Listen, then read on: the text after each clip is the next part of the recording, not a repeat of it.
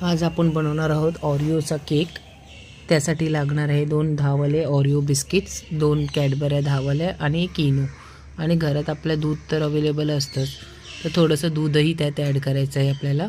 Biscuit असे तुकडे करून मी एका मोठ्या मिक्सरच्या भांड्यात ॲड केलेले आहेत। आता त्यामध्ये थोडंसं दूध ओतलं आहे मी, थोडंसंच टाकायचं आहे दूध। आपल्याला क्रीमी टेक्स्चर झालं पाहिजे, जास्त पण पातळ नाही झालं पाहिजे, नाहीतर केक आहे ना आपला शिजणार नाही लवकर, खूप टाईम लागणार त्याला जास्त पातळ झाले तर। आता त्यामध्ये मी थोडंसं इनो ॲड करणार आहे।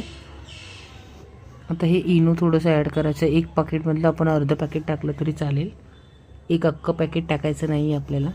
मिश्रण असं मी वाटून घेतलं आहे बारीक। आता थोडंसं पीसेस त्याच्यात राहिले तरी काही प्रॉब्लेम नाही आहे। आता छोटा जर्मनचा टोप घेतला आहे, त्यामध्ये हे मिश्रण मी टाकलेलं आहे।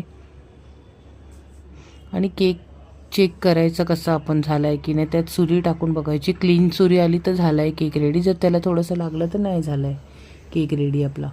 आता ह्याला झाकण मारून ठेवायचं आहे। एका मोठ्या टोपात आपण पाणी ॲड करायचं आहे, त्यात एक जाळी ठेवायची आहे आणि बारीक गॅसवर हे मिश्रण टोपाचं आहे ते टोप ठेवून झाकण मारून ठेवायचं आहे आपल्याला। आता झाकण मारून मी 5 मिनिटानंतर बघणार आहे। आता ही साईडला क्रीम अशी लागली होती, ती पण मी त्यात ॲड केली आहे। वेस्टेज करायची नाही विनाकारण, आपण साईडला राहून ती करपणार आहे आपली क्रीम, त्यापेक्षा त्यात गेलेली चांगली ना। आता झाकण खोलून मी त्यात 2 कॅडबऱ्या ॲड केलेल्या आहेत डेअरी मिल्कच्या मधोमध।